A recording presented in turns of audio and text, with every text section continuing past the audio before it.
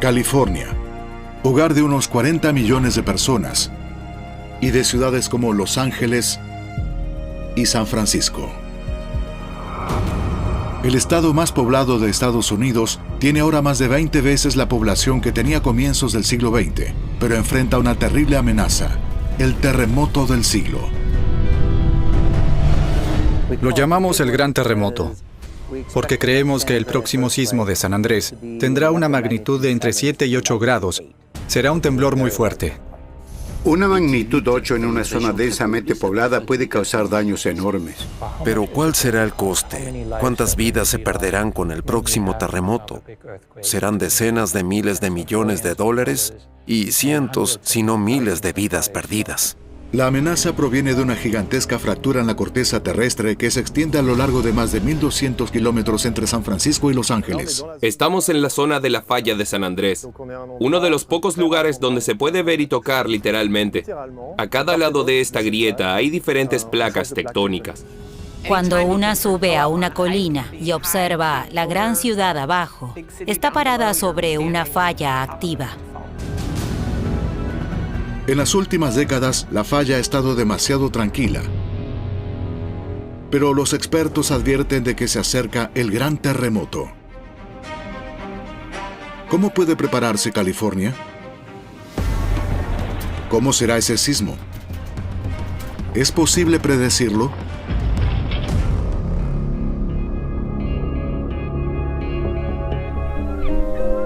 ...17 de octubre de 1989 en San Francisco. Estaba por comenzar el tercer juego de la Serie Mundial de Béisbol. Muchos estaban en su casa para no perderse el partido. Jason también estaba frente a una pantalla. Estaba sentado viendo la Serie Mundial, emocionado. El juego aún no había comenzado y de pronto, ¡pum!, la programación se cayó y pensé, ¿qué está pasando? ¿Qué problema hay? A las 5:04 se interrumpe la transmisión.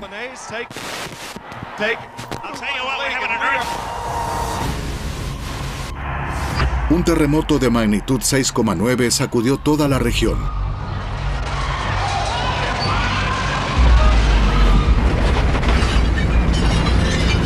Cunde el pánico durante más de 15 segundos.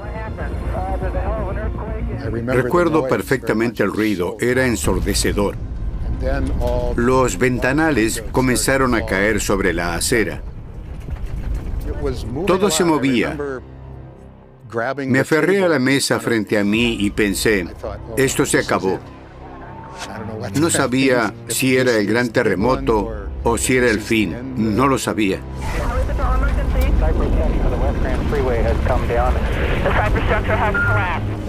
Salí a la calle, como mucha otra gente, y era como observar un escenario bélico. El epicentro fue en Loma Prieta, a unos 100 kilómetros de San Francisco. Las ondas sísmicas se propagaron por toda el área en menos de un minuto antes de alcanzar la bahía de San Francisco. Se desataron incendios. Murieron 63 personas y más de 3.000 resultaron heridas. Años después, un terremoto de magnitud 6,7 vuelve a sacudir California. Para 15 millones de personas en Los Ángeles, estos fueron otros 30 segundos de terror. En 2014, otro sismo golpeó el valle de Napa al norte de California.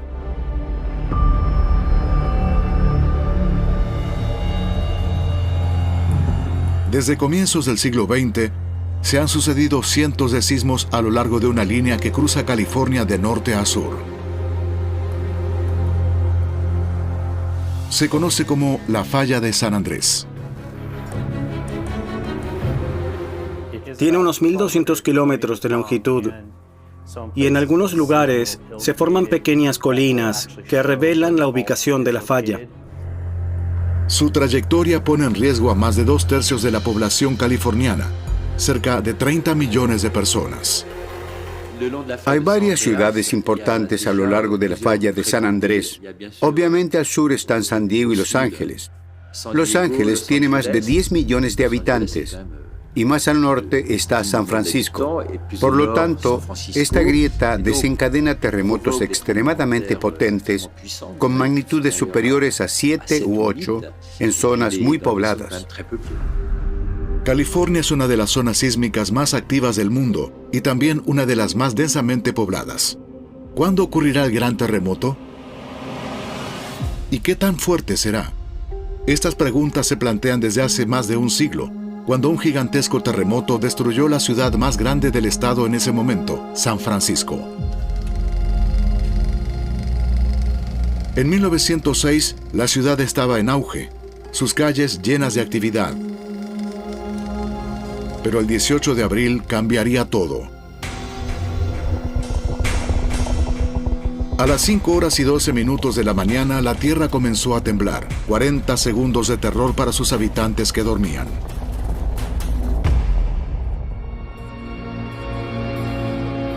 A las 7 de la mañana, el caos se había apoderado de San Francisco. La ciudad ardió durante días. La gente huía presa del pánico. El país estaba traumatizado. ¿Cómo podía quedar destruida en cuestión de segundos una ciudad de este tamaño? Los científicos querían entender las causas y, sobre todo, si podría repetirse. Se formó rápidamente un equipo de científicos liderado por Andrew Lawson de la Universidad de California en Berkeley.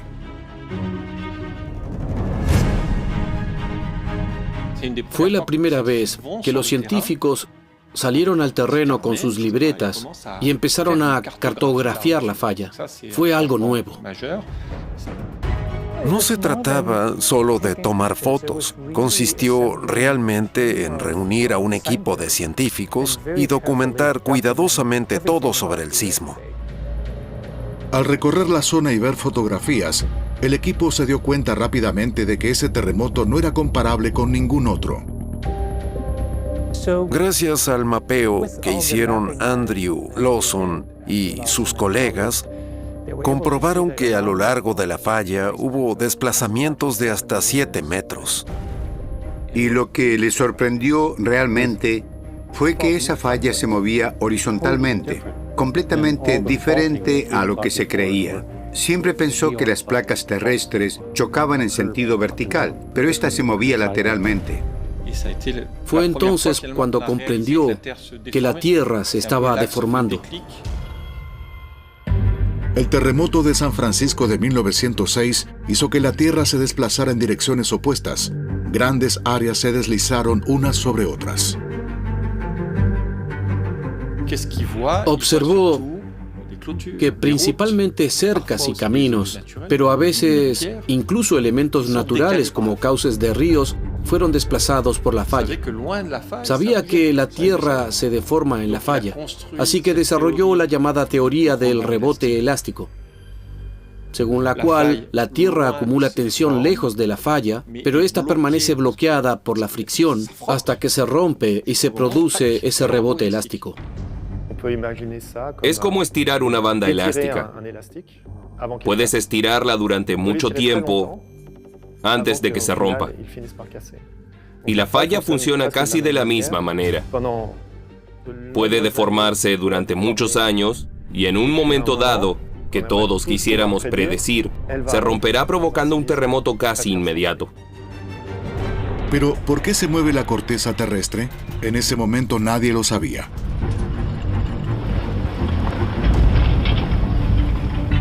Los científicos comenzaron a observar terremotos en todo el mundo.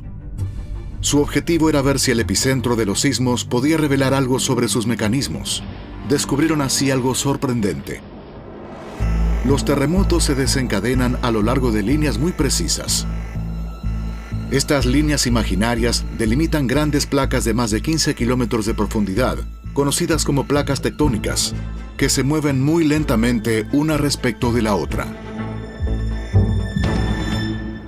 Hace un siglo no se sabía nada sobre la tectónica de placas ni sobre los límites entre ellas. Por eso hemos avanzado muchísimo. Ahora sabemos que más del 90-95% de los terremotos destructivos ocurren precisamente en esos bordes. Tienes todos esos bloques rígidos moviéndose como pueden. En sus bordes se forman fallas. Así que tienes fallas de subducción, fallas de extensión y fallas transformantes donde se deslizan horizontalmente una junto a la otra, como ocurre con la de San Andrés.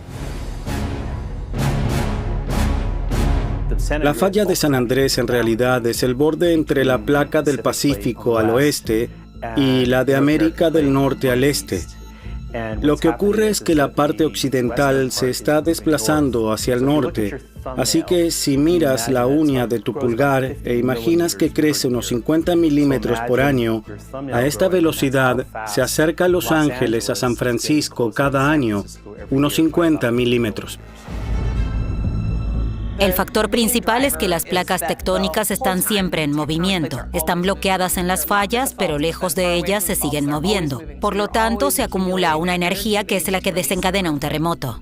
Se acumulan fuerzas tectónicas, como se las llama, y luego se alcanza el punto de ruptura, que es un terremoto. Ese sismo nivela los dos lados de la falla. Luego comienza un nuevo ciclo sísmico con una nueva acumulación de fuerzas tectónicas que producirá nuevos terremotos. Los científicos saben que la falla está bloqueada en California. Mientras tanto, las enormes placas tectónicas del Pacífico y de América del Norte siguen moviéndose.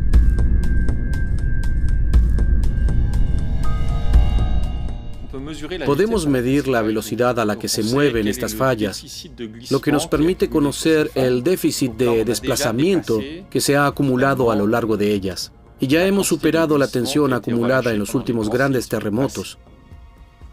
Básicamente, está a punto de volver a ocurrir. La preocupación es que va a ocurrir el grande, que sería un sismo de magnitud 7 u 8, que suele ser la magnitud de los grandes terremotos en la falla de San Andrés. Según los expertos, un terremoto de esta magnitud podría dejar cientos de víctimas mortales, miles de heridos o sin hogar y causar daños millonarios. Hay muchísimo en juego. Por eso, predecir cuándo ocurrirá exactamente el gran sismo es clave.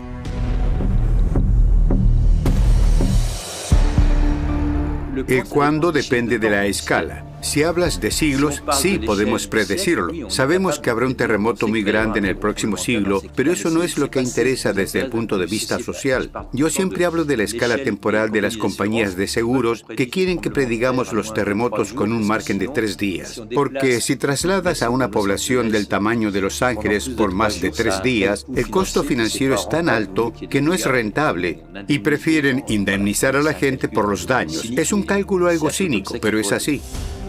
A lo largo de los años, los científicos han cartografiado meticulosamente el recorrido de la falla de 1.200 kilómetros. Comienza en las orillas del lago Salton al sur de California.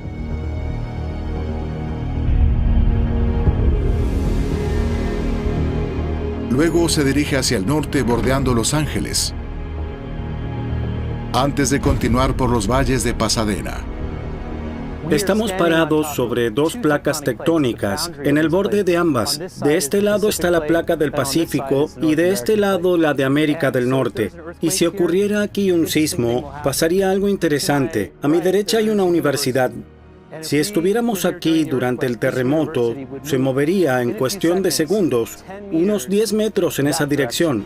Es una distancia bastante grande.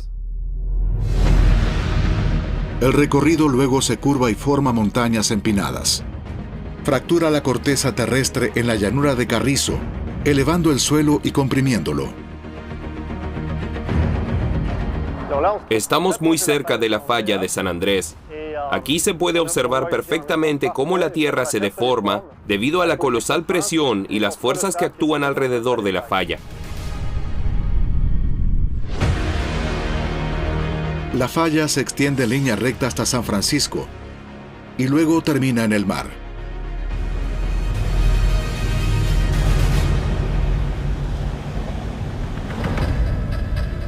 Los investigadores han descubierto que su comportamiento varía según el tramo. La falla de San Andrés es interesante porque tiene 3 secciones. La que está en el extremo sur y norte están siempre bloqueadas hasta que ocurre un terremoto y entonces liberan toda esa tensión tectónica acumulada. La sección central es singular en California, porque se desliza de forma continua y en cierto modo se mantiene el ritmo del movimiento tectónico de las placas. Las zonas de mayor actividad sísmica son San Francisco y Los Ángeles. Pero los científicos han concluido que el resto de California tampoco está a salvo.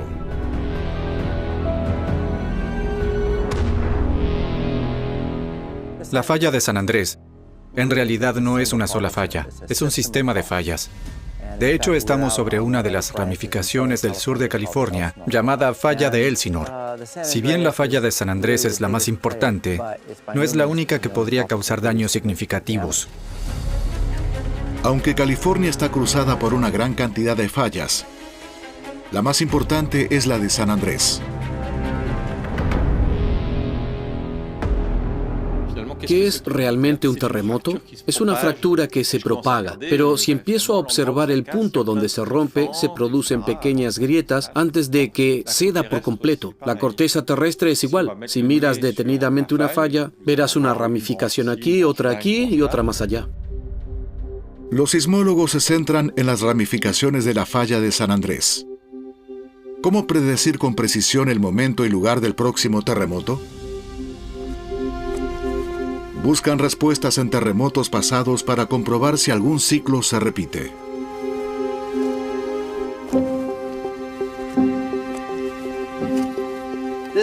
Esta es la falla principal de Elsinore. Separa arenisca del Pleistoceno de estos depósitos aluviales cuaternarios que tienen unos 40.000 años de antigüedad. Estos se han desplazado unos 60 o 70 metros hacia el noroeste en relación a la arenisca. Así que esta es la superficie de deslizamiento principal. La mayoría del movimiento ocurre a lo largo de esa fractura. Hay estratos horizontales, lo que indica que la dirección del movimiento en esta falla es prácticamente deslizamiento puro. Es lo que llamamos la superficie de deslizamiento principal. Es hermoso.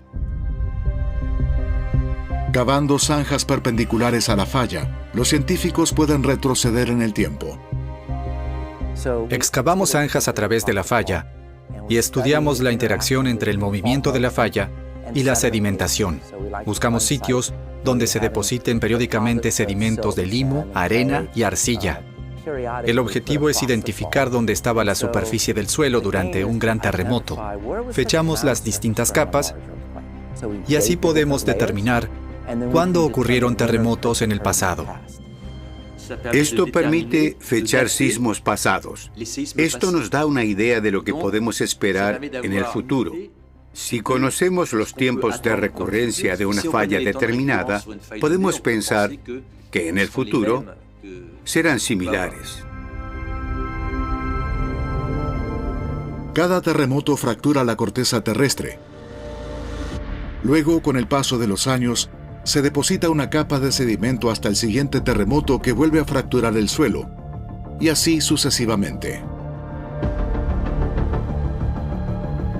Por lo tanto, es posible retroceder en el tiempo y determinar las fechas y magnitudes de los grandes sismos del pasado. Si observas todos los estudios que hemos hecho a lo largo del sistema de fallas de San Andrés, podemos desarrollar una cronología y saber con qué frecuencia ocurren y con qué grado de variabilidad. Técnicamente vemos que el promedio es de 100 a 150 años, dependiendo de la zona, y han pasado entre 100 y 300 años desde el último gran terremoto. Preocupa saber que la falla ya superó su tiempo promedio de recurrencia y estamos a la espera del próximo gran terremoto. Pero lo que más preocupa a los investigadores son los ciclos sísmicos. Al observar más de cerca, notamos lo que llamamos tormentas sísmicas. Es más bien una imagen, pero hay momentos en los que conviene no estar en cierta zona, porque toda la falla se rompe y fricciona repetidamente, y luego hay periodos de calma. Eso se cumple en el área de la bahía de San Francisco. En los 75 años previos a 1906 hubo varios terremotos importantes. pero desde entonces solo uno. 8 millones de personas se mudaron al área de la bahía en un periodo inusualmente tranquilo, sísmicamente hablando. Así que ahora podríamos estar volviendo a una frecuencia de terremotos más normal. Esto sugeriría que debería haber un terremoto de magnitud 6 o más cada década o cada 2 décadas, después de casi ninguno durante muchas décadas. Si tienes una ruptura y apenas 10 años después, cuando recién estás reconstruyendo, ocurre otro terremoto en la siguiente sección, entonces vuelves al punto de partida. Es otro tipo de desafío, no es solo la inmediatez de un gran sismo, sino que ocurran con una frecuencia tal que social, económica y culturalmente apenas está superando uno cuando llega el siguiente. Hay una diferencia. Entonces, ¿hay señales que adviertan del próximo terremoto? Para responder esa pregunta, los científicos necesitaban encontrar un terremoto y estudiarlo en tiempo real.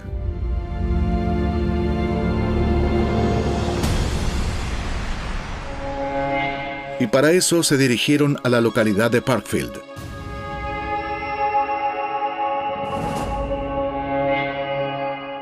Parkfield es una pequeña ciudad. No tiene muchos habitantes, pero está ubicada justo sobre la falla de San Andrés, en un lugar que genera terremotos de magnitud 6 aproximadamente cada 20 años, con un factor de 2. Y eso le da a cada generación de científicos la oportunidad de probar las ideas y modelos más recientes y verificar si realmente podemos predecir los terremotos. En 1922, 1934 y 1966, los terremotos en Parkfield comenzaron todos bajo Middle Mountain. Gracias a los sismogramas, sabemos dónde se originaron y son casi idénticos. Los investigadores se dieron cuenta de que los terremotos en Parkfield ocurrían regularmente dentro del patrón esperado. Los científicos dijeron entonces, estos terremotos ocurren con tanta regularidad que habrá un gran terremoto en 1988, 22 años después del último de 1966. Va a ser de magnitud 6 nuevamente y deberíamos instalar todos los instrumentos posibles. Y si lo hacemos, sabremos cómo predecir terremotos. Los científicos instalaron una estación de perforación para penetrar lo más profundo posible en la corteza terrestre y recolectar muestras de rocas cercanas a la falla. Lo realmente genial de este experimento es que pudieron excavar casi 2 kilómetros en la Tierra para descubrir qué ocurre allí abajo, para tener una idea de cómo es la falla y entender cómo es la roca, cuál es su composición, ¿está caliente? ¿Está fría?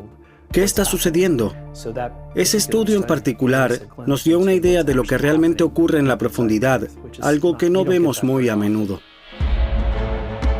Perforaron aproximadamente 3 kilómetros bajo la superficie terrestre, analizando rocas en varios puntos.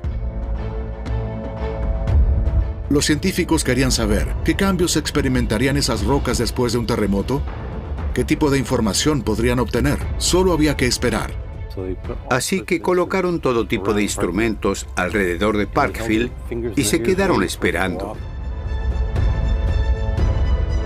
Excepto que... desastre. El último terremoto predicho no ocurrió, o al menos no ocurrió en el intervalo previsto. Ocurrió en 2004 y no comenzó como los anteriores. Comenzó 20 kilómetros más al sur. Así que hizo lo opuesto a todos los terremotos anteriores. En los días, horas o semanas previas al terremoto, no ocurrió nada que nos hubiera permitido predecirlo. Un baño de realidad. Nos dimos cuenta de que esa serie de 4 o 5 terremotos que habían ocurrido en intervalos regulares fue solo una coincidencia. O tal vez había una razón física que no entendíamos, pero ciertamente no era una regla establecida. Pero no todo estaba perdido. Los científicos analizaron las duras rocas alrededor de la falla. Habían sido trituradas y sometidas a temperaturas muy altas. ¿De dónde provenía ese calor? Los terremotos se generan por fricción entre sólidos y por lo tanto liberan calor. Por el mismo principio se calientan tus manos cuando las frotas. Las temperaturas pueden cambiar varios cientos de grados durante unos segundos. Cabe preguntarse si estos aumentos de temperatura podrían explicar la propagación de los terremotos o su naturaleza. Así que para intentar predecir terremotos, necesitamos entender el papel de la temperatura. La fricción entre las placas genera calor. Las rocas se dañan y se desmoronan. Las placas se deslizan, acelerando el movimiento y aumentando el calor. El ciclo culmina y termina en un terremoto. ¿Podría ser la temperatura la primera señal de un terremoto? El análisis del material, al observar la cantidad de calor a lo largo de la falla, la cantidad de calor almacenado, la cantidad de líquido que hay en profundidad a lo largo de esta falla, serán datos claves. El último gran terremoto que sacudió Parkfield fue en 2004. Los instrumentos siguen ahí a la espera del próximo, y mientras tanto los científicos exploran otras hipótesis. Algunas personas creen que antes de un terremoto se emiten señales electromagnéticas. También hay señales químicas como la emisión de ciertos gases como el radón. La temperatura es un ejemplo entre muchos, pero sinceramente no estoy seguro de que sea muy confiable. Tengo la impresión que eso mejorará nuestra comprensión del sistema sísmico, pero será realmente improbable que esto nos permita predecir terremotos con cierta certeza. La falla de San Andrés podría provocar un terremoto en cualquier momento. Los científicos lo saben desde el sismo de 1906, pero hasta ahora no han podido dar una fecha precisa ni detectar mecanismos de advertencia temprana. Los terremotos son caóticos por naturaleza, lo que significa que incluso el más mínimo cambio en el sistema, el efecto mariposa, incluso una pequeña curvatura en la falla o cierto aspecto de un terremoto cuando ocurre, altera el sistema lo suficiente como para que nunca sea predecible. Independientemente de cuán sofisticada sea tu simulación, nunca podremos predecir con exactitud cuándo ocurrirá. Todavía no sabemos cómo predecir los terremotos. Probamos, tenemos muchas ideas, pero aún no somos capaces de hacer predicciones cuantitativas. En cuanto a la predicción, estamos algo estancados. Diría que cuando comencé en este campo hace 40 años, había muchas personas que creían que estábamos a punto de predecir terremotos. Hoy diría que estamos más lejos de ese punto de lo que pensábamos hace 40 años. Los sismólogos han llegado a un punto muerto. Mientras tanto, la población y las ciudades de California siguen creciendo. Es vital poder alertar a los habitantes. Por ello, los científicos han pensado en una solución. Tenemos acceso a muchos datos. Conocemos la historia sísmica de muchas fallas alrededor de estas ciudades. Y por lo tanto podemos hacer ciertas estadísticas de riesgo. Algunos modelos son tan avanzados como para asignar una probabilidad de un terremoto en un intervalo determinado. Y entonces, elegimos 30 años porque es un periodo que todos podemos manejar. Las generaciones humanas son de 30 años. La hipoteca de una vivienda es de 30 años. Podemos calcular una probabilidad que nos diga que en los próximos 30 años hay un 10% de probabilidad de que ocurra una ruptura. En los próximos 50 años sube al 20%. En los próximos 300 llega al 80%. ¿Qué va a pasar en los próximos 30 años alrededor de la falla de San Andrés? ¿Qué ciudad tiene más probabilidades de experimentar el gran terremoto? ¿San Francisco? ¿Los Ángeles? ¿Santa Cruz?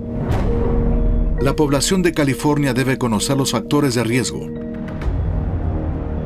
En el área de la bahía de San Francisco, hay un 70% de probabilidades de que ocurra un gran terremoto en los próximos 30 años. Los sismólogos han detallado incluso la probabilidad en cada falla activa. Cada una amenaza a una ciudad importante. Eso nos permite decir, bien, en los próximos 30 años, la probabilidad de un terremoto en la falla de Hayward es de aproximadamente 31%. Sabemos que hubo uno en 1868 de magnitud 7 y que se extiende a lo largo del área más poblada de toda California. Así que es un factor importante. En el área de Los Ángeles, hay un riesgo de alrededor del 75% de un gran terremoto de magnitud 7 o más. Hablamos de un terremoto de magnitud 7,8 que ocurriría a lo largo de un tramo de 300 kilómetros de la falla. Un sismo así afectaría a casi todo el sur de California y provocaría todo tipo de trastornos, desde personas heridas hasta daños en infraestructura crítica. En definitiva, hay más de 99% de probabilidad de que ocurra un gran terremoto en algún lugar de California en los próximos 30 años. Pero una previsión tiene un valor social muy importante porque son proyecciones a 30 años y eso te ayuda a decidir qué infraestructura vas a reparar primero. Necesitamos proteger nuestra infraestructura, nuestros hospitales, nuestras escuelas, así que debemos tomar decisiones. Una cosa es saber que vives en una zona sísmica y que los terremotos van a ocurrir, pero otra muy distinta es tener un kit de emergencia con agua, alimentos, medicamentos y algo de dinero en efectivo, porque los cajeros automáticos no van a funcionar después de un terremoto. Prepararse para lo peor. Los científicos están aprovechando toda la tecnología disponible para proteger a los residentes lo mejor que puedan. Y eso incluye desplegar uno de los sistemas de alerta sísmicas más sofisticados del mundo. La idea era que si se pudiera detectar un terremoto con suficiente rapidez, es decir, una vez que el sismo alcanza la superficie terrestre, esa información pase a un lugar donde determinen rápidamente su localización e intensidad. La idea es captar las ondas sísmicas generadas por el terremoto utilizando sismógrafos ultrasensibles. Cuando se produce la ruptura, la energía se propaga en distintas ondas. Las primeras en llegar son las de compresión, similares a las ondas sonoras, que viajan muy rápido. También se las conoce como ondas P. Viajan increíblemente rápido, 8 kilómetros por segundo, y golpean. Unos segundos después, llegan las ondas S, que son distintas. En lugar de ser ondas de compresión, son ondas de corte. Se mueven de lado a lado e impactan. Son mucho más fuertes y se mueven un poco más lento. Así que, si sentimos el temblor de la onda P, eso en realidad nos da unos segundos para protegernos, porque el temblor más fuerte aún está por llegar. Las primeras en alcanzar la superficie son las ondas P, que se propagan a gran velocidad. Unos segundos después emergen las ondas S, pero estas no se propagan tan rápido. Es ese intervalo entre ambas series de ondas lo que permite a los científicos desarrollar un sistema de alerta. Esta primera onda de compresión es la que los sensores detectan de inmediato. Incluso si estás en la cama, vas a sentir algo.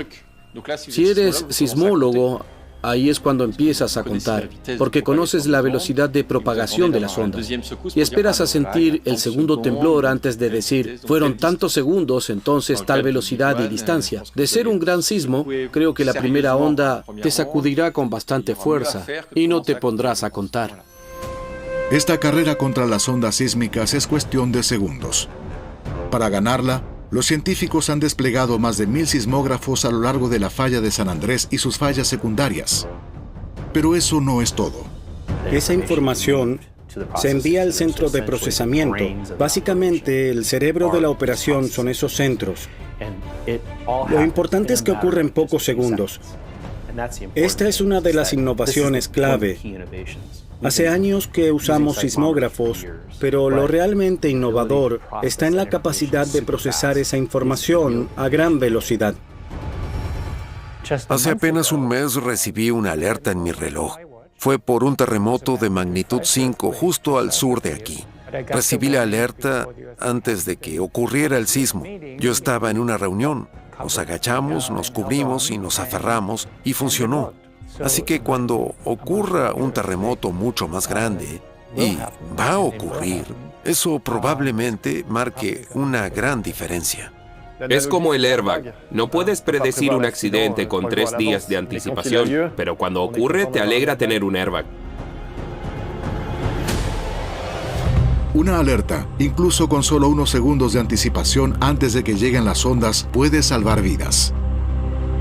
Ha habido algunos terremotos recientes en los que hemos recopilado muchos datos de cámaras de seguridad y hemos visto qué hacen las personas cuando sienten el temblor.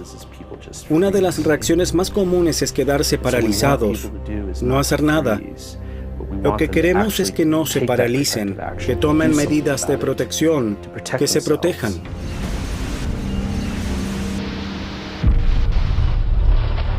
Preparar a la población y saber qué esperar. Esos son los desafíos que enfrentan los científicos. ¿Qué tan rápido se propagarán las ondas? ¿Cuánto tiempo tendrán los habitantes para protegerse? ¿Resistirán los edificios? Para responder estas preguntas, los sismólogos han simulado escenarios tras un terremoto en las 2 ciudades más vulnerables de California.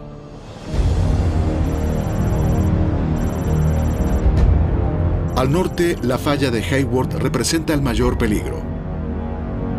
Varios millones de personas viven y trabajan cerca.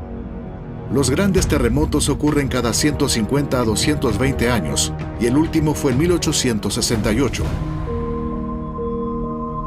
La falla se rompe en el extremo sur de la bahía.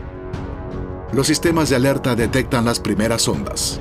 El sismo comienza en la Tierra y alcanza el sensor en aproximadamente un segundo. La información se transfiere del sensor al centro de procesamiento en otro segundo. El centro procesa los datos durante 3 segundos y luego los transmite a quienes emiten las alertas, lo que podría demorar otros 3 segundos.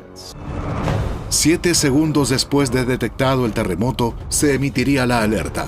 Pero el sismo ya habría causado estragos en su epicentro, Fremont, una ciudad de unos 230,000 habitantes. Si está cerca del epicentro, existe lo que llamamos una zona ciega, donde el sistema de alerta no sirve de mucho, porque las ondas P y las ondas S llegan casi simultáneamente. Uno de los factores clave es qué tan lejos estás del epicentro, la distancia. Si estás más lejos, tendrás más tiempo. Las ondas P se propagarían hacia Oakland y Richmond. 5 segundos después golpearían las ondas S, haciendo temblar todo durante más de 30 segundos.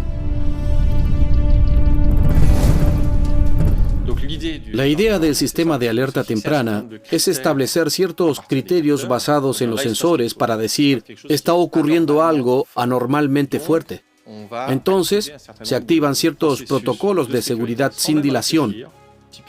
Por ejemplo, se cortan las líneas de electricidad de alto voltaje, porque sabemos que la serie de ondas está por llegar y va a sacudir todo, haciendo que los cables provoquen cortocircuitos. Se corta el suministro de gas, todos los semáforos en rojo, todos se detienen. Hay sistemas automatizados que detienen la producción industrial o abren las puertas de las estaciones de bomberos. Un segundo incluso puede marcar una gran diferencia. San Francisco sería golpeada 26 segundos después, pero lo peor vendría luego. A menudo, los efectos secundarios de los terremotos son los que causan más víctimas. Hay problemas con el suministro de agua, riesgos de epidemias. Puede ocurrir toda una secuencia de catástrofes. Por ejemplo, muy a menudo, los grandes terremotos provocan gigantescos incendios. Los incendios destruyeron San Francisco en 1906. Para prepararse ante la posibilidad de hasta 400 fuegos, la ciudad de San Francisco ha enterrado más de un centenar de tanques de agua señalizados en el suelo. De ser así, los científicos estiman que podrían morir cientos de personas. Más de 10.000 resultarían heridas y 150.000 perderían sus hogares. Pero hay otro escenario aún más grave y más probable. Comienza en el extremo sur de la falla y sería una catástrofe. En esta simulación, el terremoto se desencadena cerca del lago Salton y es detectado de inmediato. El cronómetro se pone en marcha. Simulamos que la falla se activa desde el lago Salton hasta el extremo noroeste de Los Ángeles. Se llama el escenario shakeout y la fractura tarda unos 90 segundos en recorrer 300 kilómetros. Es muy rápido. Los Ángeles sería el punto medio. Las primeras ondas llegarían a los 35 segundos y la topografía de la ciudad sería un gran obstáculo.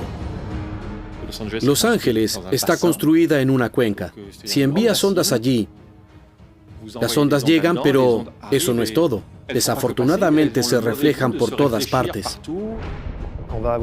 Tendremos ondas propagándose en la cuenca de Los Ángeles durante varios minutos, cuando ya se han disipado en otros lugares. Y eso genera ondas más grandes y duraderas, lo suficientemente fuertes como para derribar edificios. Las ondas rebotarían dentro de la cuenca, creando otro fenómeno aún más devastador. Cuando se sacude el suelo, este se vuelve líquido. Es como cuando estás en la playa y agitas un palo en la arena. El agua sube y el suelo se ablanda. Lo mismo ocurre en las cuencas sedimentarias. Las ondas sísmicas pueden licuar el terreno. Y eso es un problema, porque incluso si construiste tu edificio extremadamente bien, puede que no se derrumbe, pero se va a desplomar. La ciudad sufriría fuertes sacudidas durante varios minutos antes de que se calmara la tierra. ¿Está California preparada para estos sismos de gran intensidad en ciudades tan densamente pobladas? La investigación sobre mecanismos de alerta que salven vidas y protejan la infraestructura continúa. En una guerra contrarreloj, antes de que ocurra el gran terremoto.